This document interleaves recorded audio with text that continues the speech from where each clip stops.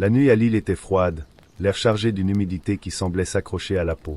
Pour moi, Mathieu Dupont, 34 ans et nouvellement embauché comme gardien de nuit, c'était une opportunité que je ne pouvais pas rater. Après des mois de chômage, à manger mes économies jusqu'à l'os, la chance de travailler, même si c'était dans quelque chose de solitaire et de monotone, semblait être un soulagement. L'entrepôt où j'ai été affecté se trouvait dans une zone industrielle isolée, entourée de rues désertes et de bâtiments en béton défraîchi. Ce n'était pas l'endroit le plus accueillant, mais je n'étais pas là pour profiter de la vue. Avec l'uniforme précaire et la lampe de poche à la main, j'ai commencé ma première série avec un mélange d'ennui et de détermination. Le silence était presque absolu, rompu seulement par le bruit des grillons et l'écho lointain des pas, qui, pour ma tranquillité, étaient les miens. Dans les premières heures, tout semblait bien se passer. Le bâtiment était vide, et le seul signe de vie provenait du bourdonnement des lumières fluorescentes et du son sourd de la radio que j'avais laissé dans le corps de garde. Entre les vérifications des caméras de sécurité et les promenades dans les longs couloirs faiblement éclairés, mon esprit vagabondait vers les factures en retard et les plans contrariés. Peut-être que ce travail n'était pas si mal, il était calme et payait les factures. Ou du moins, c'est ce qu'il semblait. Puis, quelque chose s'est produit qui a interrompu ma bulle de routine. En faisant le tour du périmètre extérieur, j'ai remarqué une camionnette garée de l'autre côté de la rue, assez proche pour attirer l'attention, mais assez loin pour avoir l'air décontracté. Il était noir, avec des vitres teintées, et se tenait là, le moteur toujours en marche. J'ai regardé pendant quelques minutes, essayant de me convaincre que ce n'était rien.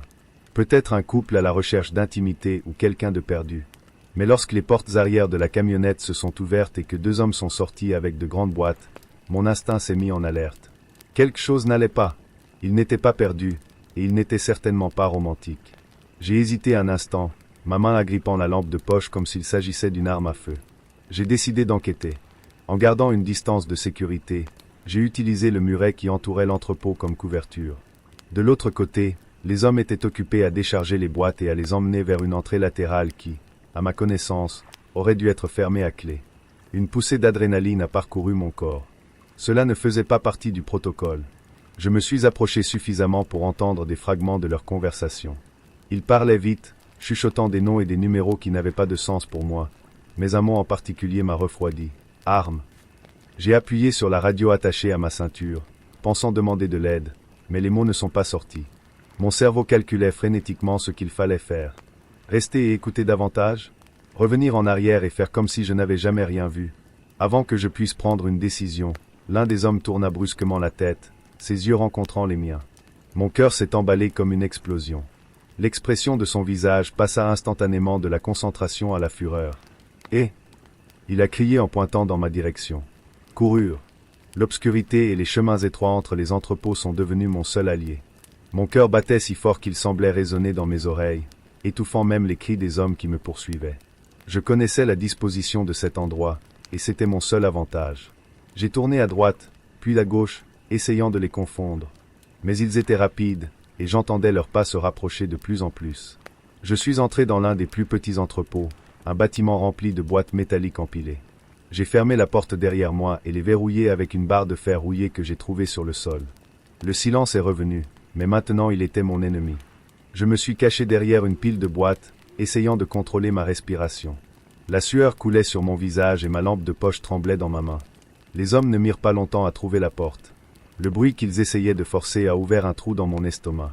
Une voix grave à l'extérieur a dit quelque chose qui m'a figé. Il en a trop vu. Achevez-le. Avec le temps contre moi, j'ai commencé à chercher une autre issue. J'ai trouvé un escalier menant à une passerelle à l'étage, où une petite fenêtre cassée offrait une chance de s'échapper. Mais comme je grimpais, j'entendis la porte céder. Ils étaient à l'intérieur. À partir de ce moment-là, tout s'est passé trop vite. L'un des hommes a monté l'escalier derrière moi, tandis que l'autre fouillait l'étage inférieur. Ma lampe de poche les a trahis, et maintenant il n'y avait plus de place pour se cacher. J'ai attrapé la barre de fer que j'avais utilisée pour verrouiller la porte et je me suis préparé à l'inévitable. Quand le premier homme a atteint le haut de l'escalier, je l'ai frappé avec toute la force que je pouvais rassembler. Il est tombé, en hurlant et emportant avec lui une partie de la structure de l'escalier. L'autre homme a couru vers moi, mais a trébuché sur les boîtes que je poussais sur le chemin. J'ai profité de la distraction pour passer par la fenêtre. Le verre m'a coupé les bras alors que je rampais dehors, mais la douleur était un petit prix à payer pour ma vie. Dehors, j'ai couru vers la rue principale, sans me retourner. Je ne savais pas s'il me suivait encore, et je n'avais pas l'intention de le découvrir. Quand j'ai finalement atteint une zone plus fréquentée, j'ai trouvé une cabine téléphonique et j'ai appelé la police. J'avais envie de tout raconter, mais je me suis rendu compte que, même sans mon implication, ces hommes ne resteraient pas longtemps dans la ville. Et s'ils découvraient où j'habite? Je suis rentré chez moi ce matin-là, le corps épuisé et les nerfs détruits. J'ai appelé mon superviseur le matin et j'ai démissionné. Peu importait combien il avait besoin d'argent, ma vie valait plus. Cette nuit-là, alors que j'essuyais les coupures sur mon bras et que je regardais mon reflet dans le miroir, je me suis fait une promesse. Je ne me mettrai plus jamais dans une position aussi vulnérable. J'avais besoin de changement, de quelque chose de plus sûr, de quelque chose qui ne me mettrait pas face à face avec la mort. Travailler la nuit n'avait jamais été le plan initial de ma vie, mais à 29 ans, la nécessité parle plus fort que le désir. Depuis que j'ai été embauché comme concierge à l'école primaire Ksetu de Nagoya, j'ai appris à connaître chaque recoin de ce vieux bâtiment aux fenêtres étroites et aux couloirs interminables. Pendant la journée, ce n'était qu'une école ordinaire, pleine de rires et de pas pressés. La nuit, cependant, le silence amplifié rendait l'endroit plus vaste, presque palpitant. Cette nuit-là, le bruit d'une tempête a résonné à travers les fenêtres. Les gouttes frappaient sans cesse les vitres, et le vent faisait grincer les arbres de la cour comme si quelque chose en eux voulait se libérer. J'étais seul, comme toujours. L'horloge sur le mur de la salle des professeurs indiquait 22h03, et il me restait encore la moitié du bâtiment à nettoyer. Alors que je poussais mon chariot de nettoyage dans le couloir principal, j'ai ressenti un léger malaise. Il n'était pas rare que je me sente ainsi. Travailler seul peut rendre n'importe qui paranoïaque. C'est juste de la fatigue, me suis-je chuchoté, essayant d'ignorer le sentiment d'être observé. Au fur et à mesure que la nuit avançait, j'ai décidé de nettoyer la salle de sport. L'écho de mes pas se mêlait au bruit de la pluie. Après avoir terminé le sol, j'ai remarqué quelque chose qui m'a fait arrêter le cœur pendant un moment, des empreintes de pas humides. Ils venaient de l'entrée de la salle de sport et s'étendaient sur le sol que je venais de nettoyer. Ce doit être de l'eau qui coule de la pluie, pensais-je, essayant de me convaincre que c'était tout ce qu'il y avait à faire. Mais les empreintes de pas n'avaient pas de sens. Ils avaient la forme distinctive de pieds nus, petits, comme ceux d'un enfant. J'ai pris un chiffon et j'ai commencé à les effacer, sentant l'inconfort dans ma poitrine grandir. En sortant de la salle de sport, j'ai entendu un bruit qui m'a glacé la colonne vertébrale. Quelque chose grattait le mur au bout du couloir. Je m'arrêtai un instant, retenant mon souffle. Quand j'ai regardé, il n'y avait rien. Peut-être que le vent avait déplacé quelque chose, pensais-je. J'ai continué mon travail, mais le son persistait, maintenant accompagné de pas légers, presque imperceptibles. Mon esprit a commencé à chercher des explications. Je connaissais quelques histoires sur l'école, des rumeurs racontées par des enseignants et des élèves. Beaucoup ont dit que l'école était hantée par un élève qui avait disparu il y a des années lors d'une violente tempête. Une tragédie mal expliquée, impliquant une mystérieuse chute dans le puits de la cour. À l'époque, aucune explication convaincante n'a été donnée. J'ai décidé d'ignorer le son et de me concentrer. J'ai déménagé dans les chambres de l'étage supérieur. Chaque pièce avait sa propre odeur. Certaines gardaient encore le parfum des fleurs posées aux fenêtres, d'autres avaient l'arôme sec de la craie. En entrant dans la salle d'art, j'ai remarqué quelque chose de particulier. Le tableau noir, que j'avais nettoyé la veille, était griffonné. Les mots qui y étaient écrits semblaient tremblants mais lisibles. Où est ma chaussure? Mon corps s'est figé. L'air autour de moi semblait plus dense et la température de la pièce semblait avoir baissé de plusieurs degrés. Je suis parti à la hâte, laissant ma charrette derrière moi. Dans le couloir, j'ai entendu un bruit qui m'a fait tourner l'estomac, un rire sourd et enfantin. L'origine semblait être la cour. Frissonnant, je suis allé à la fenêtre la plus proche et j'ai regardé dehors. Au milieu de l'obscurité, sous la pluie, une petite silhouette se déplaçait lentement. Elle semblait être pieds nus, marchant parmi les flaques d'eau. J'ai couru vers la salle des professeurs, où se trouvait le téléphone, en pensant à appeler la police. Cependant, quand je suis arrivé, le téléphone était en sourdine. Mon esprit a eu du mal à rationaliser ce qui se passait et à céder à la terreur.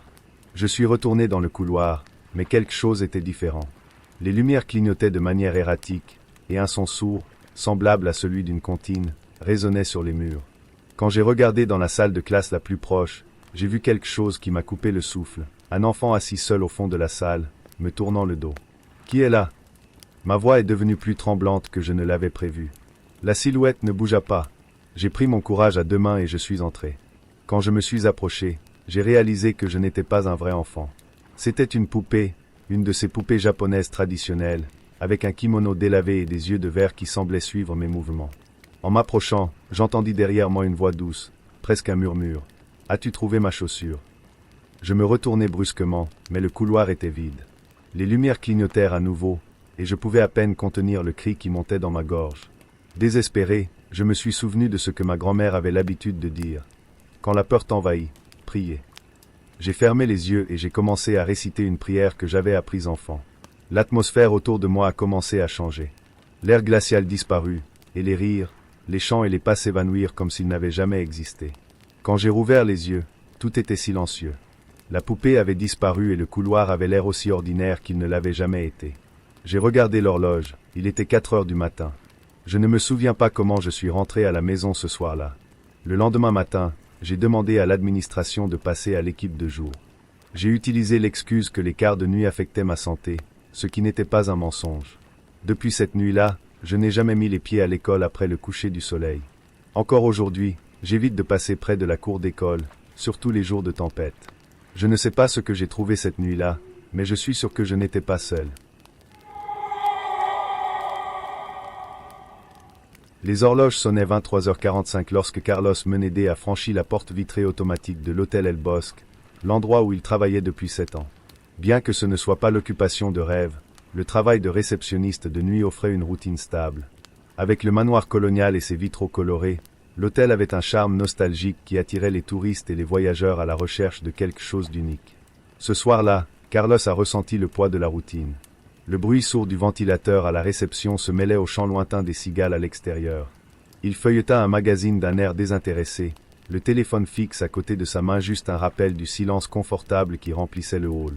C'est à ce moment-là que l'appareil a sonné. « Réception, bonsoir. Comment puis-je aider ?» Il a répondu, avec la formalité automatique que le travail nécessitait. « Désolé pour le désagrément, monsieur, mais quelque chose d'étrange se passe au 5e étage. » La voix féminine à l'autre bout du fil semblait hésitante. J'ai entendu des bruits de pas, des conversations. Mais je pensais que la salle était fermée. Carlos se figea un instant. En fait, le 5e étage était fermé pour des rénovations depuis des semaines. Aucun invité n'était censé être là. Il s'éclaircit la gorge avant de répondre. Je vais y jeter un coup d'œil tout de suite. Merci de me l'avoir fait savoir. Il raccrocha le téléphone, sentant un frisson lui parcourir la colonne vertébrale. Probablement, un invité curieux est venu explorer, pensa-t-il, essayant de rationaliser. Pourtant, l'idée de monter au 5e étage n'était pas du tout invitante. Carlos prit le trousseau de clés attaché à sa ceinture et appela l'ascenseur. La cabine est arrivée avec le bruit familier de vieux engrenages. Il appuya sur le bouton du 5e étage et regarda le nombre de panneaux augmenter lentement, chaque étage étant marqué par la fissure métallique d'un engrenage. Lorsque les portes s'ouvrirent, le couloir fut plongé dans l'obscurité, éclairé seulement par la lumière verdâtre des issues de secours. Il y avait quelque chose d'inconfortablement froid sur ce sol. L'air semblait plus dense, comme si chaque respiration nécessitait plus d'efforts. Carlos s'avança avec hésitation, le bruit de ses pas résonnant sur les murs vides. Il remarqua que certaines portes étaient fermées, tandis que d'autres semblaient légèrement entr'ouvertes. Étrange, considérant que l'équipe de maintenance aurait dû tout sceller. C'est alors qu'il l'a entendu. Voix. Des victimes, presque indiscernables, mais présente. Il s'approcha d'une porte entr'ouverte, sentant son cœur battre dans sa poitrine. Il jeta un coup d'œil à travers l'interstice, espérant trouver un invité sans méfiance. Cependant, ce qu'il a vu l'a fait battre en retraite. La pièce était vide. Ou, du moins, il devrait l'être. Il y avait une valise ouverte sur le lit, des vêtements éparpillés comme si quelqu'un venait de la déballer. L'air dégageait une odeur de parfum floral, frais et inquiétant. Dans la salle de bain, le robinet coulait en rythme. Carlos entra de force en appelant. « Y a-t-il quelqu'un ici ?» Pas de réponse. Il vérifia la salle de bain et le placard. Rien. Il ferma les yeux un instant, essayant de contrôler la panique grandissante. Le silence de l'endroit semblait se moquer de sa santé mentale. De retour dans le couloir, il entendit des pas derrière lui. Il a tourné rapidement, mais il n'y avait personne. Les lumières au-dessus clignotaient légèrement, un défaut courant dans un bâtiment aussi ancien. Il prit une profonde inspiration et se dirigea vers l'ascenseur. C'est alors que la porte au bout du couloir s'est ouverte d'elle-même. Carlos s'arrêta. Il entendit à nouveau les voix, maintenant plus claires. On aurait dit que plusieurs personnes parlaient, comme si une réunion informelle avait lieu dans la pièce. Il voulait courir, mais ses jambes étaient lourdes. Il s'approcha de la porte ouverte avec la clé prête, mais avant qu'il ne puisse entrer, le bruit cessa brusquement. La pièce était vide, bien sûr. Sans plus d'hésitation, il retourna à l'ascenseur et descendit directement à la réception, le cœur battant toujours. Il s'assit sur sa chaise, essayant de reprendre son souffle. Il a failli décrocher le téléphone pour appeler son superviseur, mais s'est arrêté. Ils vont penser que je suis fou, a-t-il pensé. Le lendemain matin, après son service, Carlos rencontra don Ernesto, le directeur de l'hôtel, pour lui raconter ce qui s'était passé. L'homme, avec sa taille robuste et ses cheveux gris, écoutait patiemment. Ce genre de choses n'a rien de nouveau ici, Carlos, dit Ernesto en se grattant la barbe.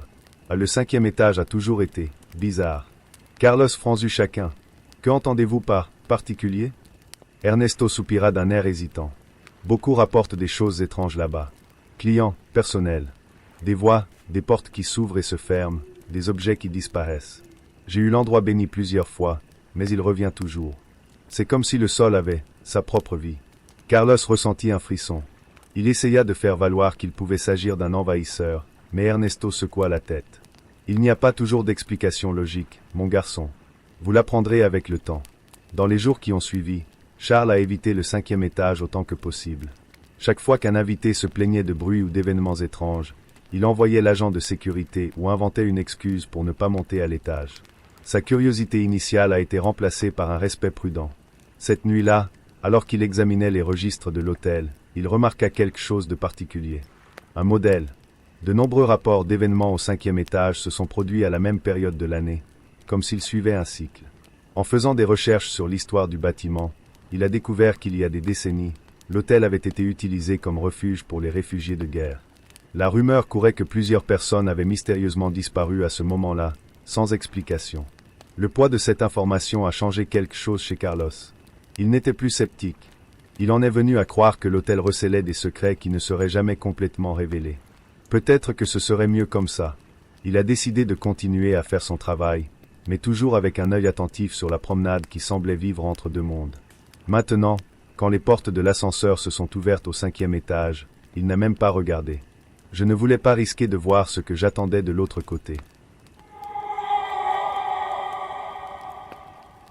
La nuit était froide à Édimbourg, comme elle semblait toujours l'être. Le vent hurlait à travers les pierres anciennes, et le musée où je travaillais comme gardien de nuit n'offrait pas beaucoup de confort. Le musée des Antiquités d'Édimbourg était un bâtiment majestueux, rempli de couloirs sinueux et de pièces étouffantes, chacune remplie d'artefacts historiques qui semblaient porter le poids des âges sur leur surface érodée. Je m'appelle Megan Cartwright, j'ai 26 ans et être agent de sécurité ici n'était pas exactement le travail de mes rêves. Mais d'une certaine manière, j'aimais la solitude. Marcher dans des couloirs vides, n'écouter que le bruit de mes propres pas. Il y avait quelque chose de presque méditatif à ce sujet. Presque. Ce soir-là, comme d'habitude, j'ai commencé ma ronde. Les lumières étaient réglées sur le mode nuit, éclairant faiblement les expositions, créant des ombres qui dansaient de manière troublante sur les murs de pierre. Parmi les pièces les plus étranges se trouvait la galerie des sculptures, une collection de statues allant des figures romaines classiques aux formes abstraites modernes. Quelque chose dans cette pièce me dérangeait toujours, bien que je n'ai jamais été capable d'expliquer pourquoi. Comme je marchais, j'ai entendu un bruit faible, comme un clic, presque imperceptible, venant de cette direction. Probablement l'échauffement, marmonnai-je pour moi-même, essayant d'ignorer le sentiment que quelque chose n'allait pas. Juste au cas où, je suis allé dans le salon et j'ai bien regardé. Les statues étaient là, immobiles, comme toujours. Il n'y avait rien d'anormal, mais même ainsi, je ne pouvais pas me débarrasser de l'idée que quelque chose avait l'air déplacé. De retour dans la salle de surveillance, j'ai décidé de passer en revue les caméras. Alors que la vidéo défilait en silence, quelque chose a attiré mon attention. L'un des piédestaux était vide à un moment, et l'instant d'après, la statue d'un guerrier médiéval était de retour. J'ai mis la vidéo en pause. Mon cœur s'est emballé. Je suis retourné à la bande pour confirmer. La statue n'était pas là. J'avançais lentement. Elle était de nouveau là, comme si elle n'avait jamais quitté les lieux. Ce doit être un défaut dans la vidéo, ai-je pensé, mais je n'arrivais pas à me débarrasser du frisson qui me parcourait le dos. La nuit suivante, en faisant ma tournée, j'ai décidé de passer plus de temps à la galerie de sculptures. Je me tenais au centre de la pièce, entouré de pierres et de marbre. Chacun semblait me regarder, figé dans des expressions allant de la sérénité à l'angoisse. Je suis resté là pendant des minutes, défiant mon esprit pour trouver quelque chose d'étrange. Mais tout était normal. Lorsque je suis retourné dans la salle de surveillance, j'ai de nouveau revu les enregistrements de la veille. Et cette fois, le mouvement était encore plus clair. La statue semblait tourner légèrement la tête sur le côté, presque comme si elle me regardait. Ce n'est pas possible. Mon estomac s'est retourné, mais en même temps, une curiosité morbide s'est emparée de moi.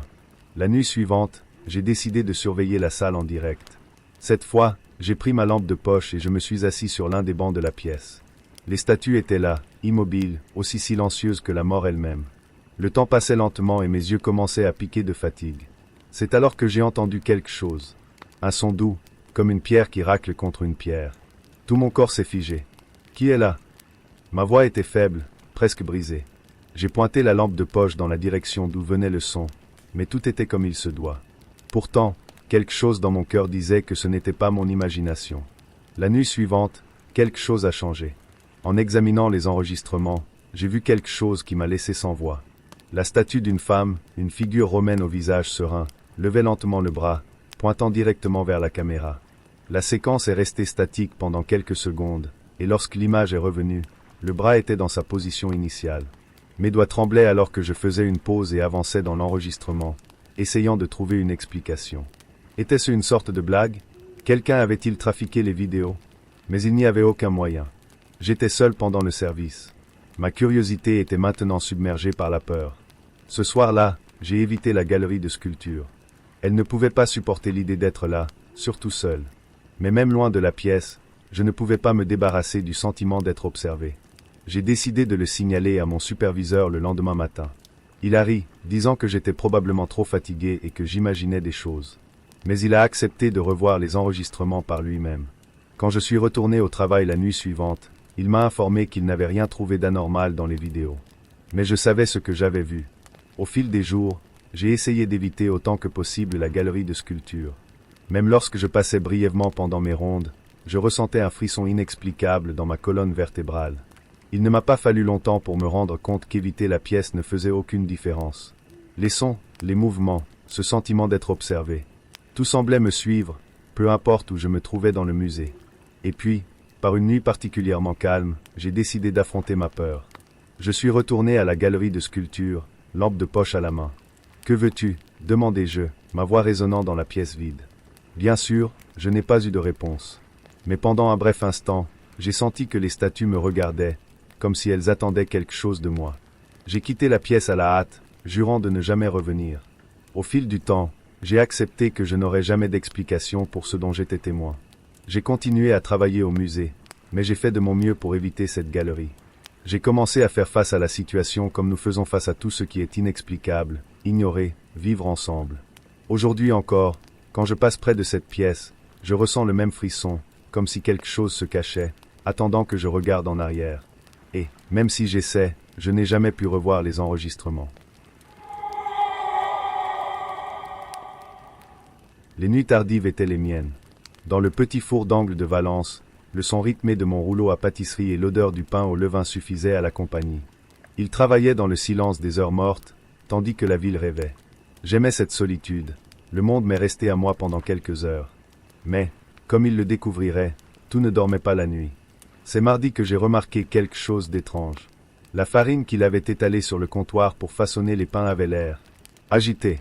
Je me suis arrêté, essayant de me rappeler si je n'avais pas fait quelque chose moi-même. C'était une marque étrange, presque comme si quelqu'un avait dessiné un cercle tordu.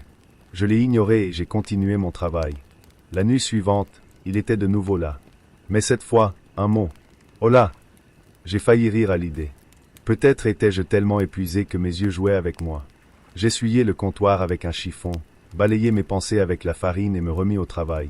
Vendredi, l'inconfort est devenu impossible à ignorer.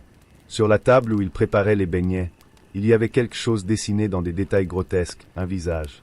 Il n'était pas tout à fait humain, ses yeux étaient vides et il y avait une sorte de sourire déformé. Mon cœur s'est emballé. Je commençai à regarder autour de moi, sentant pour la première fois le poids oppressant de la solitude. J'ai vérifié les portes. Tout est verrouillé.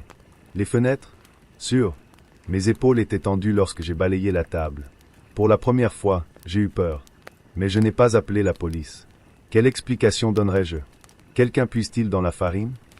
Personne ne voulait me croire. Le lendemain, j'ai décidé de passer à l'action. J'ai caché un appareil photo en haut de l'une des étagères, déguisé entre des boîtes d'ingrédients. Il suffirait de prouver, ou du moins de clarifier, ce qui se passe. J'ai passé la journée à m'agiter, à attendre la nuit suivante.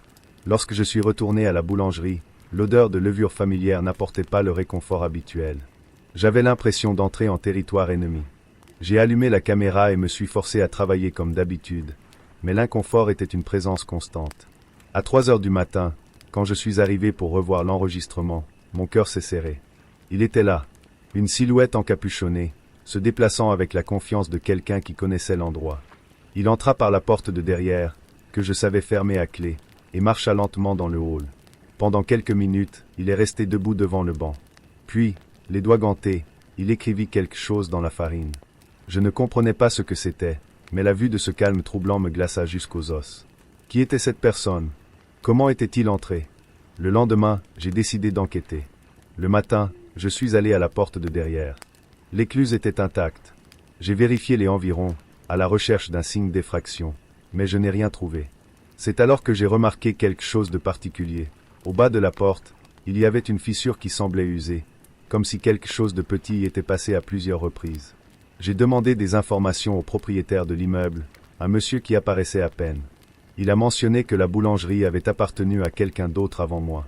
Oh oui, dit-il distraitement, le vieux propriétaire, mort dans un incendie. Triste histoire. Cela m'a donné la chair de poule. J'ai commencé à chercher de vieux disques, et un titre a attiré mon attention. Un incendie tragique dans une boulangerie laisse le propriétaire mort.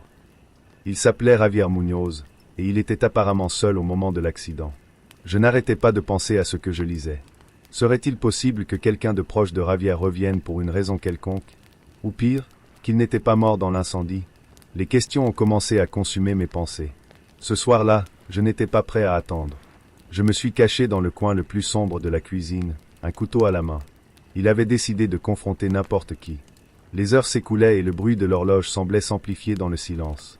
À 2h45 du matin, j'ai entendu un clic sourd provenant de la porte arrière. Le même homme encapuchonné entra, d'un pas silencieux. Il se dirigea vers le comptoir comme auparavant, mais cette fois-ci, il semblait hésitant. Quand il a commencé à tirer sur la farine, je suis sorti de ma position et j'ai avancé. « Qui êtes-vous » Ma voix était plus ferme que je ne m'y attendais, bien que mes mains tremblaient. Il s'est arrêté, mais ne m'a pas regardé. Lentement, il tourna la tête, laissant tomber la capuche. Son visage était pâle, comme s'il n'avait jamais vu le soleil, mais ce qui me troublait le plus, c'étaient ses yeux. Ils étaient vides, ternes, mais pas morts. Étaient différents. Je m'occupe juste de ce qui m'appartient, murmura-t-il, la voix grave et rauque. Ce n'est pas à toi, ai-je craqué, essayant de garder le couteau stable. Il éclata de rire, d'un son sec qui résonna dans l'espace. Vous ne connaissez pas l'histoire de cet endroit, n'est-ce pas? Avant que j'aie pu répondre, il s'avança vers la porte de derrière et disparut dans la nuit. Quand je suis allé le chercher, il était déjà parti, comme s'il n'avait jamais été là. Dans les jours qui ont suivi, j'ai redoublé de sécurité. J'ai changé les serrures, installé des alarmes et gardé le couteau toujours à portée de main. Il n'y a pas eu de nouvelles visites, mais l'incident a changé quelque chose en moi. La solitude que j'aimais tant me semblait maintenant être une menace constante. De temps en temps, je me retrouve à regarder le comptoir, dans l'espoir de trouver un autre motif dans la farine. Jusqu'à présent, rien. Mais parfois, dans le silence du petit matin, j'entends un bruit faible provenant de la porte arrière.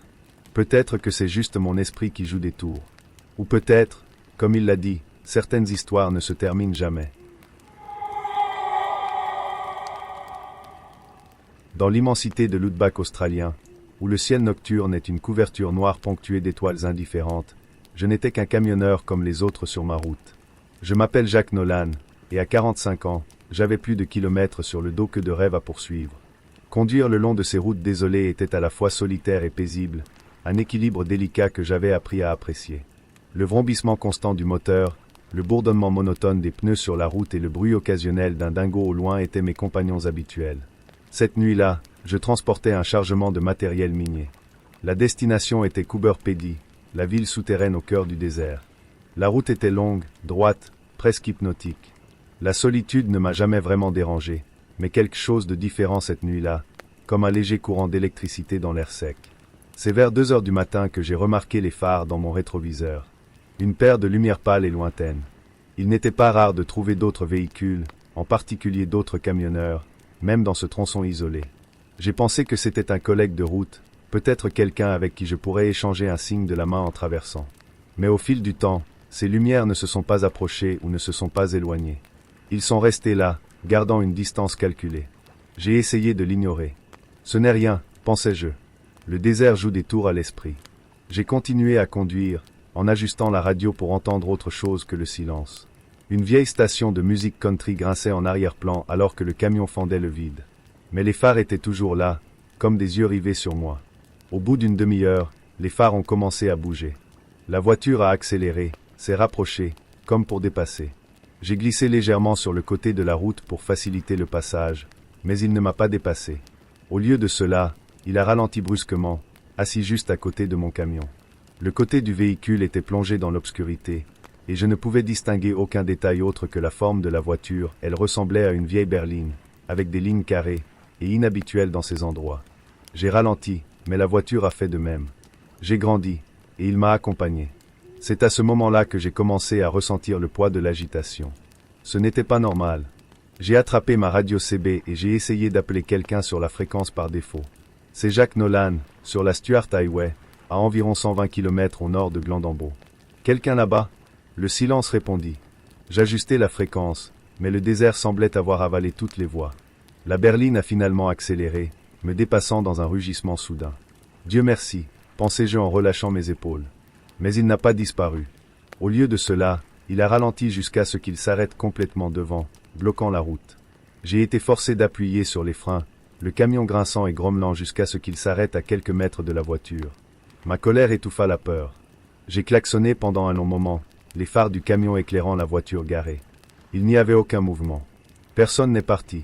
Je suis resté là, attendant que quelqu'un descende et m'explique la blague de mauvais goût. Comme rien ne s'est passé, j'ai démarré la vitesse et j'ai commencé à faire le tour du véhicule. Dès que je me déplaçais, il se mettait en marche et accélérait à nouveau, disparaissant à l'horizon. Pendant un moment, j'ai envisagé de faire demi-tour et de revenir. Mais j'avais une livraison à faire et des horaires à respecter. J'ai pris une profonde respiration et j'ai continué. Les minutes ont passé, puis les heures, mais le sentiment d'être observé ne m'a pas quitté. Lorsque les phares sont réapparus, j'ai senti un frisson me parcourir le dos. Cette fois, la berline roulait à toute vitesse, me poursuivant comme une balle. J'ai cru qu'il allait me heurter, mais à la dernière seconde, il a fait une embardée, passant sur le côté avec une proximité qui a fait osciller mon camion. La voiture ralentit juste devant, se gardant dans mon champ de vision, les feux arrière pulsant comme deux yeux rouges. Quelque chose n'allait pas. Ce n'était pas une blague d'un idiot qui s'ennuyait. Il y avait une intention dans ce comportement, quelque chose que je ne pouvais pas comprendre, mais cela m'a glacé les os. Ce n'était pas la peur de la voiture, mais de ce qu'elle représentait, quelque chose qui semblait déplacé, comme si le désert lui-même avait créé un prédateur. Après 2 autres heures de poursuite intermittente, j'ai décidé que j'en avais assez. J'ai prévu un piège. J'ai garé le camion sur le bord de la route, j'ai éteint les feux et j'ai simulé une panne. J'ai gardé une barre de fer à proximité, plus pour mon confort psychologique que pour une utilisation pratique. Attendu. La berline apparut lentement, ses phares fendant l'obscurité comme des lames glacées. Il s'est arrêté à quelques mètres du camion, ses phares clignotant une fois avant de s'éteindre. Avec mes jointures blanches autour du bar, je suis sorti du camion et j'ai commencé à marcher vers le véhicule. Chaque pas semblait une éternité. Il n'y avait pas d'autre bruit que le vent doux et le bruissement de la poussière. Quand je suis arrivé à la voiture, j'ai remarqué quelque chose de particulier. Elle était vide. Pas de conducteur, pas de passager. Les portes étaient fermées, les fenêtres s'étaient assombries. C'était comme s'il avait été abandonné là. « Qu'est-ce que c'est » murmurai-je, sentant un frisson inexplicable à l'arrière de ma nuque. Alors qu'il essayait de regarder à l'intérieur, une lumière soudaine illumina le désert. J'ai regardé en arrière et j'ai vu que les phares de mon propre camion s'étaient allumés d'eux-mêmes, comme s'ils me faisaient face. Je suis rentré en courant, mais quand je suis arrivé, le moteur était éteint, les lumières éteintes. La berline, à son tour, avait disparu. Je n'ai pas entendu un moteur, ni des pneus, rien. C'était comme s'il n'avait jamais existé. Je suis retourné sur la route, toujours tremblant, et j'ai fait le reste du voyage en silence, les yeux constamment fixés sur le rétroviseur. Quand je suis arrivé à Coober Pedy, je n'ai rien dit à personne. Qui le croirait? Même maintenant, des semaines plus tard, je ne peux pas expliquer ce qui s'est passé cette nuit-là. Mais quelque chose a changé en moi. Les routes qui m'apportaient autrefois la paix me rendent maintenant agité. Le sentiment que quelque chose se cache ne me quitte jamais, comme une ombre qui suit, mais n'apparaît jamais complètement. Et de temps en temps, en regardant dans le rétroviseur, je crois voir des phares au loin, clignotant, en attente. J'ai toujours su que travailler sur le train de marchandises de nuit n'était pas pour tout le monde.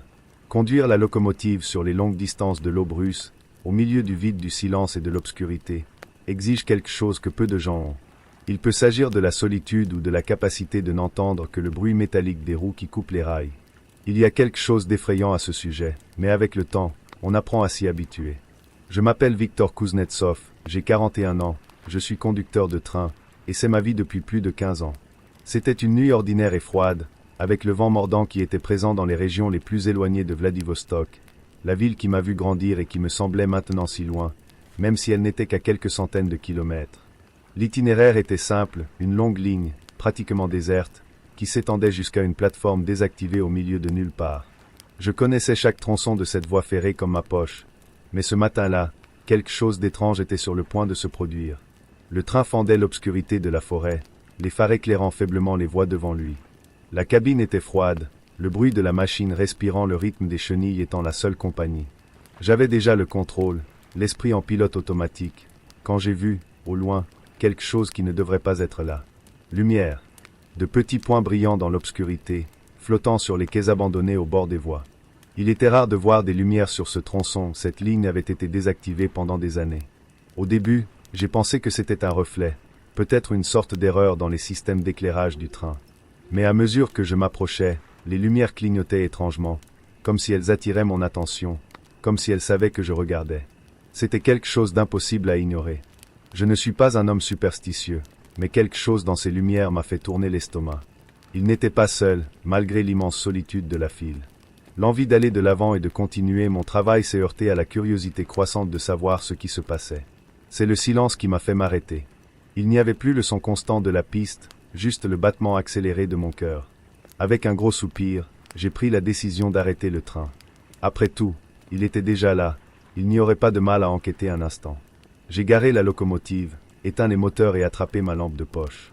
Le train gisait immobilisé dans l'ombre, ses wagons alignés le long de la voie comme s'ils étaient des parties d'un animal mort. La plateforme n'était qu'à quelques mètres, isolée et silencieuse, comme si le temps s'était arrêté là. Quand je me suis approché, la première chose que j'ai remarquée, c'est l'odeur. Pas l'odeur métallique du chemin de fer, mais quelque chose de plus lourd. L'air semblait plus épais, chargé de quelque chose qu'il ne pouvait identifier.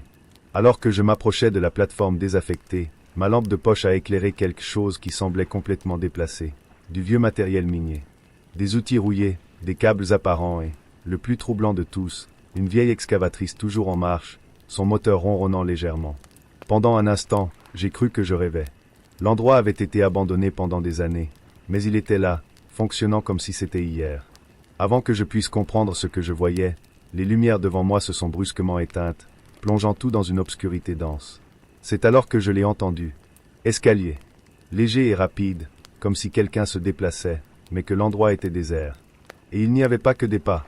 C'étaient des voix, des murmures étouffés qui semblaient se glisser dans l'air, comme si quelque chose essayait de m'appeler. Le sentiment d'être observé m'a frappé durement. Comme si j'étais la cible de quelque chose que j'attendais, quelque chose qui ne voulait pas être trouvé, mais qui me mettait à l'épreuve. Mon cœur s'est emballé. Ce n'était pas seulement de l'imagination. Je pouvais sentir la chaleur du souffle derrière moi. La peur m'a paralysé pendant un moment, mais c'est le bruit de quelque chose qui bougeait dans l'ombre qui m'a fait réagir. Il y avait quelque chose qui n'aurait jamais dû être réveillé. Je ne savais pas ce que c'était, mais je savais que je ne voulais pas rester pour le savoir. Je me suis enfui comme jamais auparavant. Je courus vers le train, sentant une présence me suivre, de plus en plus proche. Lorsque je suis entré dans le cockpit et que j'ai démarré les moteurs, j'ai eu l'impression que quelque chose était monté à bord. Toujours haletant, je remets le train sur les rails et reprends le chemin. Je n'osais pas regarder en arrière, mais à chaque virage, à chaque fissure de la locomotive, il me semblait que le poids de quelque chose me suivait. Quelque chose qui attendait de me rattraper. J'ai terminé mon service, mais il y avait quelque chose qui n'allait pas. Quand je suis allé vérifier les registres de surveillance du train, j'ai vu quelque chose qui m'a laissé figé. Des mouvements étranges dans l'habitacle, des ombres rapides et des changements dans les caméras intérieures. Ce n'était pas le vent, ce n'était pas l'humidité. Quelque chose d'autre s'était enregistré. Quelque chose que je ne pouvais pas comprendre, mais que je savais être là, avec moi, à l'intérieur de ce train. Le lendemain, j'ai demandé à changer d'itinéraire. Peu importe que cela signifie perdre son emploi, ou même que cela puisse sembler déraisonnable. J'avais besoin de sortir de là. Il savait que certaines choses du passé devaient rester enterrées. La ligne désactivée, l'équipement minier, les lumières. Ce n'était pas un accident. C'est une histoire qui n'aurait jamais dû être racontée. Et j'étais au milieu de ça. Quelques nuits plus tard, je me suis souvenu d'une rumeur que j'avais entendue d'un autre cheminot il y a des années sur quelque chose d'étrange qui s'était passé à Khabarovsk, dans la région de l'Amour, en 2009. Le même sentiment, les mêmes lumières. Je ne savais pas ce que c'était, mais maintenant, chaque partie de ce récit semblait s'emboîter. Et ça me fait peur plus que tout ce que j'ai vécu. Je m'appelle Viktor Kuznetsov, et je n'opérerai plus jamais sur cette ligne. Certaines choses sont mieux là où elles sont, oubliées. Je m'appelle Thomas Wright, j'ai 36 ans et je suis cariste dans un entrepôt souterrain à Hambourg, en Allemagne. J'ai toujours pensé que le travail de nuit était la routine idéale pour moi. La paix, le silence et le fait que personne ne m'a vraiment dérangé avec des questions ou des commentaires sur ma vie personnelle ont été un soulagement. Pendant la nuit, l'entrepôt s'est transformé en une immensité silencieuse, à l'exception des bruits mécaniques des chariots élévateurs et de l'écho des machines qui remplissaient la pièce. Mais ces dernières semaines, quelque chose a changé. Les vibrations dans mes pieds, une sensation étrange dans les articulations de mes bras, même le léger bourdonnement dans mes oreilles. Il semblait venir de loin, comme si l'entrepôt lui-même respirait. Au début, j'ai pensé que c'était juste de la fatigue ou un problème dans les systèmes de climatisation, mais je me suis vite rendu compte qu'il y avait plus. Ce soir-là, pendant ma routine, quelque chose s'est démarqué. Une fissure dans le mur, quelque chose que je n'avais jamais remarqué auparavant, semblait plus grande que les fissures naturelles qui apparaissaient de temps en temps à cause de l'humidité. La faible lumière d'un phare a révélé l'étendue de la faille dans la structure. Réconfortant. C'était une fissure qui s'étendait sur plusieurs mètres, plus profonde qu'elle n'aurait dû l'être, presque comme si quelque chose essayait de sortir du béton. En tant que cariste, j'ai l'habitude de bricoler de l'équipement lourd et de faire des mouvements méticuleux dans l'entrepôt, mais explorer cette fissure semblait être une tâche en dehors de ma zone de confort. Cependant, le silence autour de moi et l'étrange bourdonnement m'ont incité. Quelque chose n'allait pas, et j'avais besoin de savoir quoi. Le cœur battant plus vite, j'ai fait quelques pas vers le mur. J'ai examiné la fissure de plus près. Il y avait une légère humidité, comme si l'air était plus dense dans cette zone. Mon instinct me disait de l'ignorer, mais la curiosité me poussait en avant. Après quelques minutes d'inspection de la fissure, j'ai remarqué que le béton semblait déplacé. Là, derrière le mur, il y avait autre chose. Ce n'était pas seulement une erreur de construction ou d'usure naturelle. Il y avait une entrée déguisée. Je me suis agenouillé et, les mains tremblantes, j'ai poussé le béton. Il a cédé plus facilement que je ne l'imaginais, révélant une ouverture étroite, mais suffisante pour que je puisse la traverser. L'air glacial qui émanait de la faille était comme un avertissement. Quoi qu'il y ait derrière ce mur, il ne voulait pas être retrouvé. Mais pour une raison que je ne pouvais pas expliquer, je ne pouvais pas le laisser partir. Prudemment, je suis entré dans l'étroit tunnel et j'ai descendu une petite échelle métallique. Le sol était sale et l'espace était exigu, mais le chemin allait en ligne droite, comme s'il avait été conçu pour quelque chose de plus grand. Alors que l'obscurité devenait plus épaisse, ma lampe de poche illuminait les parois du tunnel, montrant les traces de pneus et les empreintes de pas récentes. Quelqu'un d'autre était là. Le tunnel avait l'air plus ancien, avec des signes d'utilisation, comme s'il s'agissait d'un passage caché, mais les détails montraient qu'il y avait une activité récente là-bas. Des marques d'outils, des traces de poussière fraîchement déplacées et même l'odeur de produits chimiques dans l'air m'ont fait penser que quelque chose de sinistre se préparait. J'ai décidé de continuer, ma curiosité m'attirait plus que la peur. Au fur et à mesure, le tunnel s'est bifurqué et je me suis retrouvé devant une vieille porte en fer rouillé. Le bruit de ma lampe de poche fendant l'obscurité semblait amplifié dans cet espace étouffant. Avec un effort, j'ai poussé la porte et je suis entré dans un grand couloir, plus large que le tunnel, mais avec une odeur dense et humide. Le bruit de la climatisation y était étouffé, et l'écho de mes pas me faisait me sentir encore plus isolé.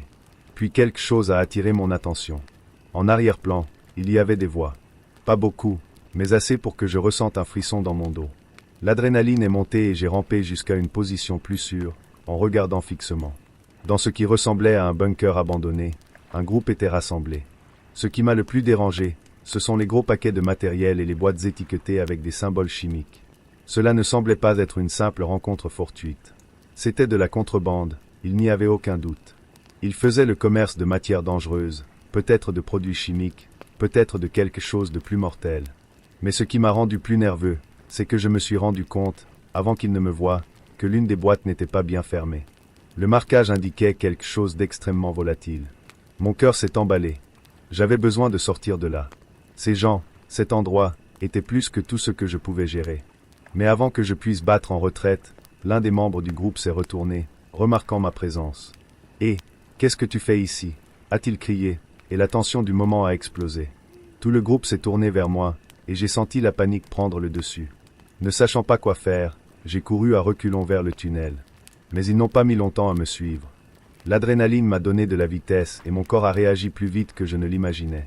J'ai couru aussi vite que possible jusqu'à ce que j'atteigne le point où le tunnel rencontrait le réservoir. Mais il ne serait pas si facile d'y échapper. J'entendis les pas derrière moi s'approcher rapidement. Quand je suis entré dans l'entrepôt, j'étais à bout de souffle, mais je savais ce que je devais faire. Sur un coup de tête, j'ai conduit un chariot élévateur avec la force nécessaire pour bloquer l'entrée du tunnel. J'entendais leurs cris de l'autre côté du mur de fer, mais je ne pouvais pas me permettre d'hésiter. Le métal grinçait lorsque je poussais la machine pour former une barricade de fortune. La panique était encore vive en moi lorsque j'ai poussé le chariot élévateur. Les bruits de l'autre côté diminuaient à mesure que je prenais de la distance, mais je ne savais pas si j'étais en sécurité. Je ne savais pas s'il y avait plus de gens qui se cachaient ou si ce que j'avais découvert s'étendait plus que je ne l'imaginais.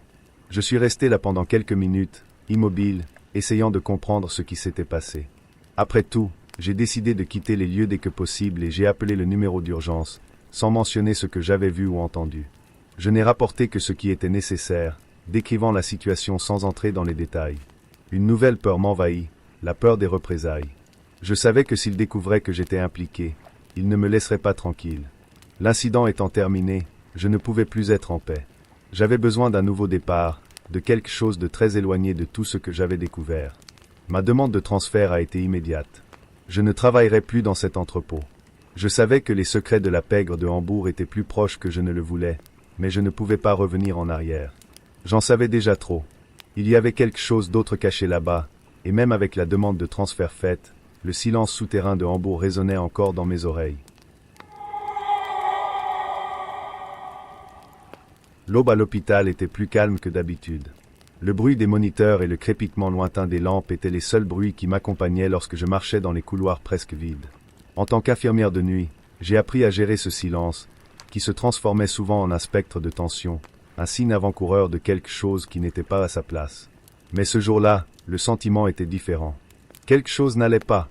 Nina Patel, 30 ans, dédiée à mon travail depuis plus de 5 ans, connaissait bien les hauts et les bas d'un hôpital d'urgence. Comme dans n'importe quel endroit de ce type, je m'attendais à l'inattendu, des patients victimes d'accidents, de crises cardiaques, de maladies soudaines. Cependant, cette nuit-là semblait avoir quelque chose d'autre dans l'air. Quelque chose que je ne pouvais pas identifier, mais que je ressentais à chaque pas que je faisais. Quand le patient est arrivé, je n'ai pas beaucoup pensé à lui, mais je me suis vite rendu compte qu'il était différent des autres. L'homme n'était pas accompagné, ce qui m'a semblé étrange pour quelqu'un dans son état, un état d'affaiblissement, mais pas assez critique pour justifier l'absence d'un compagnon. Il s'appelait Arun Joshi, un nom simple et commun, mais son regard me causait un malaise inexplicable. Quelque chose sur son visage, fatigué et marqué, semblait trop vieux pour son âge. J'ai commencé à m'occuper de lui, à lui administrer les médicaments qui étaient dans son dossier, mais j'ai senti que quelque chose n'était pas à sa place lorsque j'ai regardé ses données de plus près. Il n'y avait pas d'autres informations sur sa famille ni de référence à ses antécédents médicaux. C'était étrange en soi, mais ce qui m'a vraiment fait hésiter, c'est le fait qu'il était arrivé à l'hôpital directement de la rue, sans aucune indication sur son état de santé ou ses antécédents de traitement. Quelque chose n'allait vraiment pas. J'ai mis en place une intraveineuse pour lui, et en surveillant ses signes vitaux, j'ai remarqué une chose étrange. Son rythme cardiaque semblait irrégulier. Non pas dans le sens d'une arythmie, mais d'une pulsation qui alternait comme si c'était intermittente, comme si sa vie était sur le point d'être effacée et, à un moment donné, de renaître. Le médecin de garde semblait plus préoccupé par une autre urgence à l'étage, alors j'ai décidé de surveiller Arun seul jusqu'à ce qu'il se réveille. Je suis allé dans la salle de pause sur le côté du couloir pour prendre un café, espérant que le quart de travail passerait rapidement, mais le sommeil commençait à me peser sur les yeux. Soudain, la sonnette du moniteur d'Arun a sonné, et j'ai couru dans sa chambre. Le lit était vide. Mes jambes étaient paralysées. La seule chose que je pouvais faire était de regarder autour de moi, comme si l'environnement avait changé. La lumière du couloir vacilla pendant une seconde, et le silence s'installa. Je savais qu'il était là depuis quelques instants, puisqu'il n'avait quitté la pièce que pour quelques minutes, mais maintenant la pièce était déserte. Il n'y avait aucun signe de lutte, aucune trace de l'endroit où il aurait pu aller. J'ai regardé, attendant que quelqu'un me poursuive, expliquant que tout cela était une mauvaise blague, peut-être un problème dans le système de surveillance ou quelque chose comme ça. Mais ce n'est pas ce qui s'est passé. Je suis retourné à la réception et j'ai demandé à examiner les caméras de sécurité. Mais quand j'ai regardé les images du couloir, je n'ai rien vu. Aucun mouvement, aucune ombre n'indiquait qu'Arin était sorti par la porte. Juste l'image fixe de la pièce vide. Je suis allé au service administratif pour examiner son dossier médical, mais ce que j'ai trouvé m'a retourné l'estomac. Arin Joshi n'était pas là pour la première fois. En fait, il aurait dû être mort depuis des années. Le dossier indiquait qu'il avait été déclaré décédé en 2016, victime d'un accident de la circulation. La même identité, la même date de naissance, tout semblait coïncider. Pourtant, il était là, en chair et en os, vivant une vie qui aurait dû se terminer il y a si longtemps. Mes mains tremblaient alors que j'essayais de donner un sens à ce qui se passait. Il n'y avait pas d'explication logique à cela. Le plus troublant était le fait que le dossier médical d'Arin indiquait qu'il avait été traité à l'hôpital pendant des années, mais avec un détail curieux. Il était impliqué dans un cas de faute médicale qui avait été dissimulé par les autorités de l'hôpital, quelque chose que personne n'a mentionné. Quelque chose sur son hospitalisation et, peu de temps après, sa disparition sans laisser de traces. L'affaire avait été classée sans suite et son histoire effacée. Mes pensées tourbillonnaient, se brouillant avec les possibilités d'une erreur administrative, d'un pépin dans le système, ou peut-être, encore plus grotesque, d'une blague cruelle. Cependant, une partie de moi savait qu'il n'y avait pas d'explication rationnelle. J'avais besoin de plus de réponses. La peur commençant à s'insinuer dans mon esprit, je suis retourné à mon poste. Le service a continué, et l'hôpital ne s'est jamais arrêté, mais ce sentiment d'inconfort semblait m'accompagner. Chaque pas que je faisais dans le couloir sombre me semblait plus lourd que le précédent. Les jours suivants ont été flous. J'ai cherché plus d'informations sur Arin, en essayant de mieux comprendre son histoire, mais tout ce que j'ai trouvé, ce sont des rumeurs et des cas de disparition dans d'autres hôpitaux de la région, dont beaucoup ont été balayés sous le tapis. Dans certains cas, les médecins et les infirmières ont juré qu'ils avaient vu des personnes qui étaient déjà mortes, mais les preuves n'étaient toujours pas concluantes. Il n'y avait rien de concret qui puisse confirmer ce que je savais. Désespéré, je suis retourné au dossier de documents, essayant de trouver plus de détails sur l'affaire de faute professionnelle médicale. Et c'est là que j'ai découvert quelque chose d'encore plus troublant. Arin Joshi n'était pas le seul. Il y avait un certain nombre de documents, liés à des disparitions et à des décès mystérieux, qui avaient été cachés au fil des ans. Beaucoup de ces décès impliquaient des médecins ou du personnel hospitalier, mais personne n'a osé en parler. C'est alors que j'ai commencé à réaliser la vérité terrifiante. Cet hôpital, l'endroit où j'avais consacré ma vie, avait une histoire sombre. Une histoire de hantises et d'incidents secrets, avec un schéma qui s'est répété au fil des ans. Et j'étais maintenant au milieu de tout cela, une pièce involontaire, victime de quelque chose de beaucoup plus grand et plus sinistre que ce que j'aurais pu imaginer. J'ai essayé de signaler le cas à mes supérieurs, mais tout le monde semblait vouloir oublier ce qui s'était passé, en disant qu'il s'agissait d'une erreur administrative ou d'une défaillance du système de fichiers. Ils ont essayé de me convaincre qu'il n'y avait rien à faire, qu'il n'y avait rien de plus qu'une coïncidence bizarre. J'ai porté plainte, mais le doute et la peur ne m'ont jamais laissé tranquille. Je vois encore le visage d'Arin parfois, dans mes cauchemars. Parfois, j'ai l'impression que cela n'a jamais été réel, que j'ai été victime d'une illusion créée par l'esprit perturbé d'un hôpital qui cache plus de secrets qu'il ne pourrait en admettre. Mais d'une manière ou d'une autre, je sais qu'il y a quelque chose de plus. Et elle me tourmente, elle me hante à chaque pas que je fais. Je m'appelle Elena Rivera. J'ai 28 ans et je travaille comme aide-soignante dans une maison de retraite à Montevideo. Le quart de travail que je couvre est le quart de nuit, celui qui va de minuit à l'aube. Ce sont des heures solitaires, où la maison plonge dans un profond silence, rompu seulement par le bruit des pas ou la faible toux de certains résidents. L'endroit n'est pas grand, mais il a cet aspect antique qui semble garder des secrets dans ses murs. Le sanatorium Aurora a toujours été considéré comme un endroit calme et sûr pour ceux qui ont besoin de soins spéciaux. Mais pour moi, c'est devenu le cadre de quelque chose de beaucoup plus étrange et dérangeant. Cette nuit-là, comme tous les autres, je suis allé faire ma tournée de vérification. J'ai parcouru les chambres, m'assurant que tout le monde était bien logé. Quand je suis arrivé dans la chambre de Don Vicente, un homme de 81 ans atteint d'Alzheimer avancé, j'ai réalisé que son lit était vide. Il ne quittait jamais son lit sans aide. J'ai regardé rapidement autour de moi, m'attendant à le voir étendu sur le sol, ou peut-être ailleurs dans la pièce. Rien. J'ai ressenti une vague de panique, un sentiment instinctif que quelque chose n'allait pas. J'ai couru dans les couloirs, allumant les lumières de la salle de bain et vérifiant chaque coin, mais il était introuvable. Je suis allé dans le salon, mais je ne l'ai pas trouvé non plus. Alors que je levais le téléphone pour appeler la supervision, j'ai entendu un bruit provenant d'un couloir lointain. Je regardais dans la direction d'où venait le son, et là, immobile, était Don Vicente, qui me regardait avec ses yeux vides et profonds, comme si rien ne s'était passé. Il n'avait même pas l'air surpris de me voir.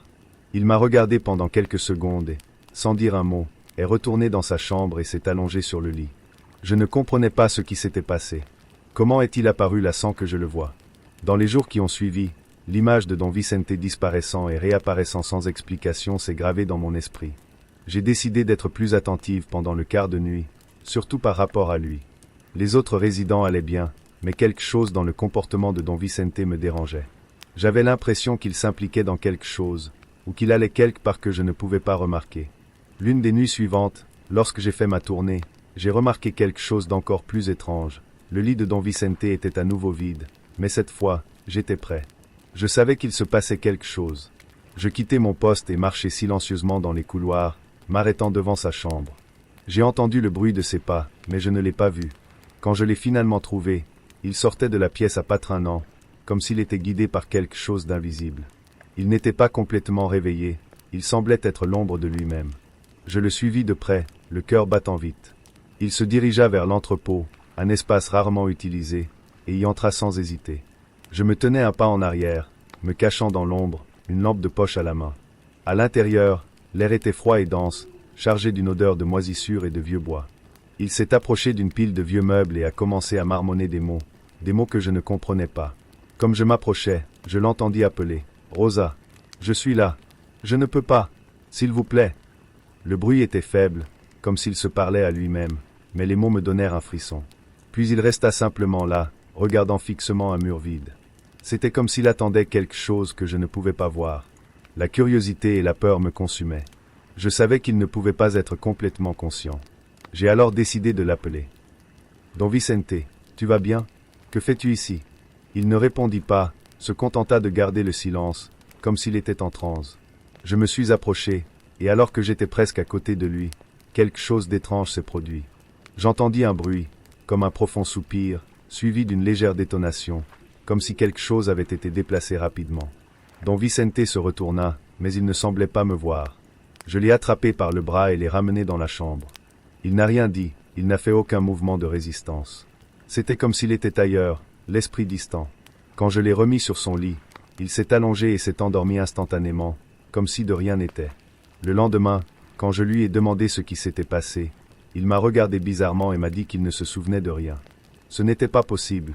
Je savais qu'il ne mentait pas, mais il lui arrivait quelque chose d'étrange, quelque chose que je ne pouvais pas expliquer.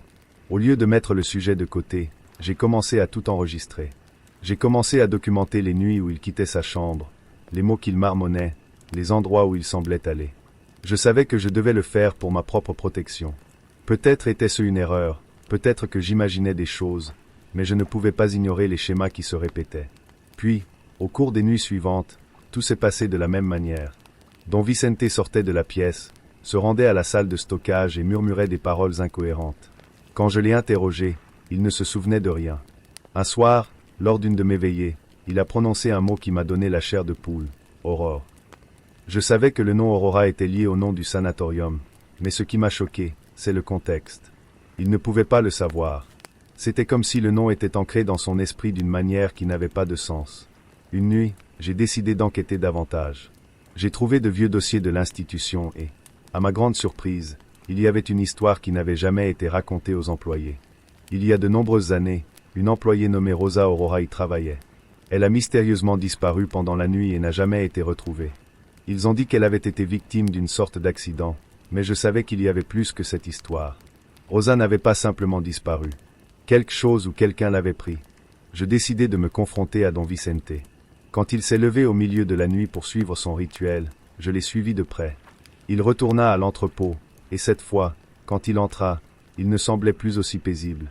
Il avait l'air angoissé, comme s'il essayait de fuir quelque chose. Je l'ai regardé en silence, n'osant pas l'appeler. Il s'arrêta, comme d'habitude, et se mit à murmurer des mots que je ne comprenais pas. Mais quelque chose s'est passé. J'ai entendu une réponse, une voix qui semblait venir d'un endroit très profond, comme si la maison elle-même lui répondait. Ce n'était pas une voix humaine, mais quelque chose de plus, quelque chose d'ancien et de lointain. Quand Don Vicente se retourna pour partir, il s'évanouit soudain et tomba impuissant dans mes bras. La peur s'est emparée de moi, je l'ai rapidement soulevé et l'ai ramené dans la chambre. Les jours suivants, il a été transféré dans un autre sanatorium, mais le souvenir de cette nuit ne m'a pas quitté. Impossible de dire à quiconque ce qui s'était réellement passé. Quand j'ai revu les enregistrements des caméras, tout était flou, comme effacé. Le dépôt a été verrouillé sans explication. Maintenant, j'écris tout, chaque détail, chaque ombre, pour ne pas oublier.